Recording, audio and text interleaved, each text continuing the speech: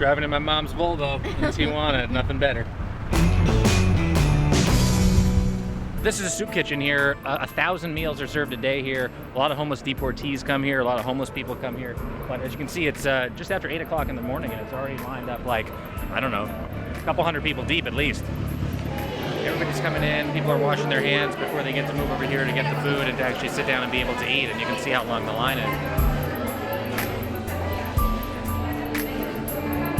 Little kids, there's full families that come in here. This guy's handing out paper towels, so people come in obviously off the streets. Some of them live in the river. Some of them live upstairs here and provide services in order to be a part of what goes on here. They get a little soap when they come in. They go to the washing station, they get a paper towel, and then they come in and they get to have their meal. A lot of the kids, the father is saying that there's more kids and women here than normal, and a lot of the kids that are here are actually American citizens. They probably have been, well, they have been born over there. Their fathers are Mexican citizens, and now they're back over here, and they're doing preventative care, trying to get them off the streets, making sure that they're taken care of before things go even worse. You guys go down to Long Beach, say hello to Long Beach for me. You from Long Beach? I lived in Long Beach for about 20 years. And what are you doing down here? Like everybody else, got deported. What's your name?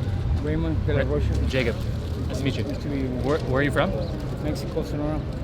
But you live in the States too? Yeah, in San Jose, California. Yeah. In where? In San Jose. In San Jose. Yeah. And so how long you been back in Tijuana? Been here 3 months. And what happened? Yeah, I was deported, but... Were you living in the States too? Yeah, I live in the States. Where'd you live?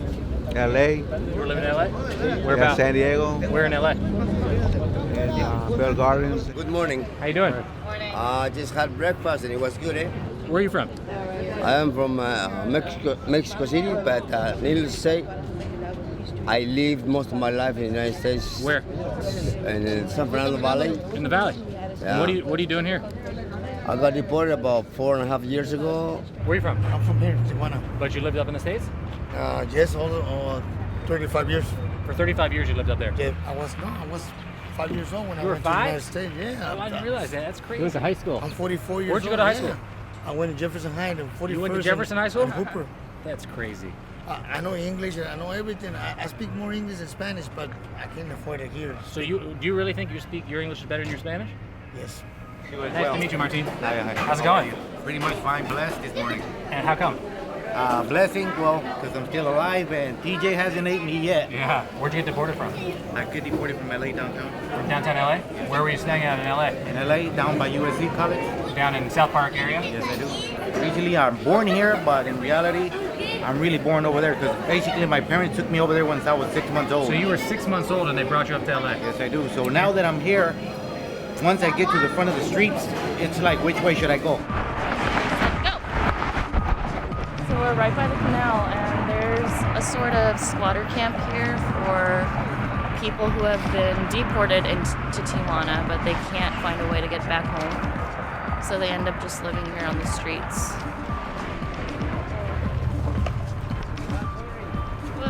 Hello. It's really depressing. Open the tunnel. Depressing and sad. It's super desolate. Oh my god, if you look in that tunnel right there, there's a ton of them. Taking refuge. It looks Like like 100 people there. yeah, and there's like dozens and dozens of people in there. Yeah, this is what happens when you just dump people somewhere and they have no other means to survive and they end up living like this. It feels like, like being in a zombie apocalypse. These are modern day zombies. Our office is a half mile less, maybe a little bit more from here. And we were down in Tijuana. We saw scores and scores of homeless deportees. Many of them spoke perfect English, and some of them spoke better English than they spoke Spanish because they lived their entire lives here until recently. What shocks me about it are the people who look at it and say, well, they shouldn't be here. Right. And what are they doing here? And when you've got somebody who was brought here, and this has come up in the last few years really intensely, somebody who was brought here when they were 6 months old, didn't even know they were maybe born in Mexico or wherever, and they've spent their whole life here, they're completely enculturated here. Families could be separated, and that's not even, doesn't even seem to be an issue. They say they've broken the law, they shouldn't be here. the lack of compassion, the lack of any awareness that these are human lives and these are families like their own, and how could you be for anything that would separate families? Another part of the border, on the other side, Mariana says, is Otay, California.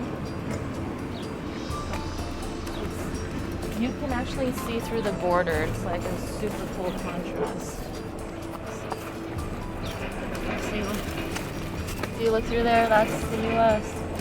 dead zone. And then when you walk down this way, you can see crosses that people put up. One cross for each person that died while crossing the border.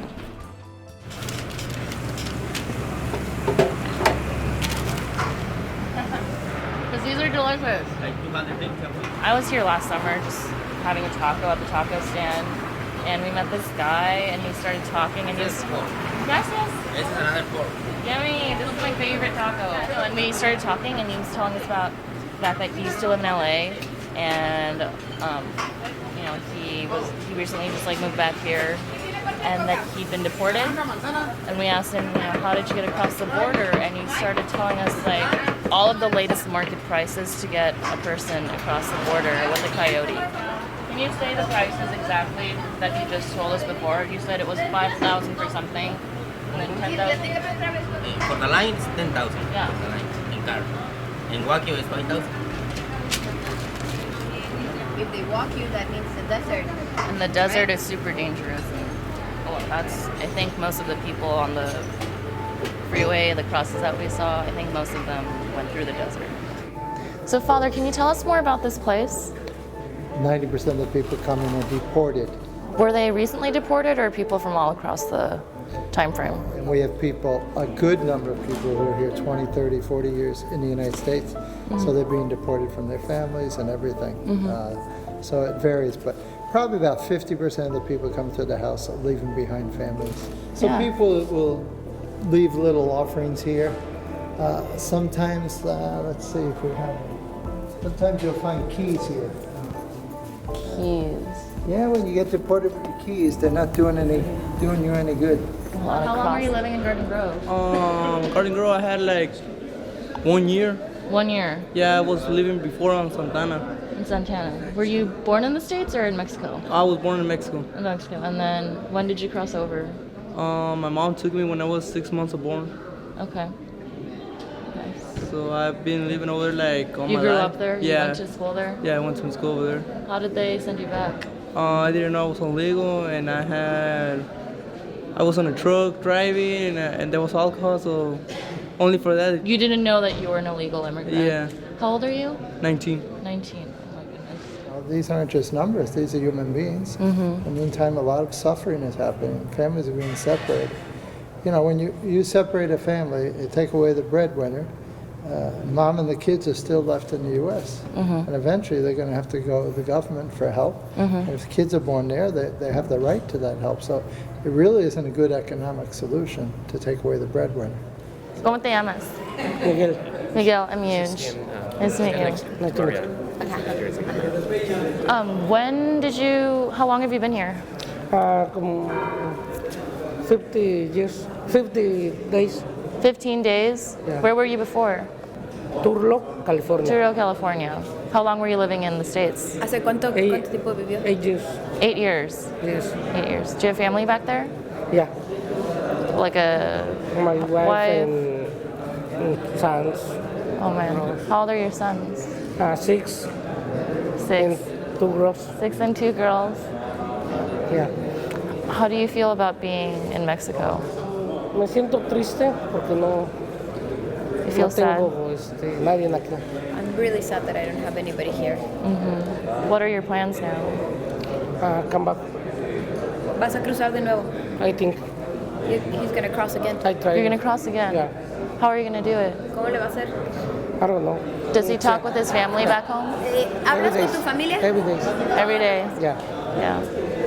Jeez. Can they? Days, 5, 6 times a day. Does your wife work? ¿Trabaja su esposa? ¿Qué hace? No. So they need you to go back. Yeah. To be the breadwinner to get money for them. Why were you deported? Vende películas piratas y me agarró el FBI. Oh, so he worked at a flea market, and He bought a movie? no, he was selling movies and movies in LA that the pirate movies. Pirate movies, yeah. So he got busted by the FBI. Jesus. I need money for my family. You know. America, these are your tax dollars at work. 1 fence, 2 fences, and then some Border Patrol dudes and American tourists on the other side. Selfie time.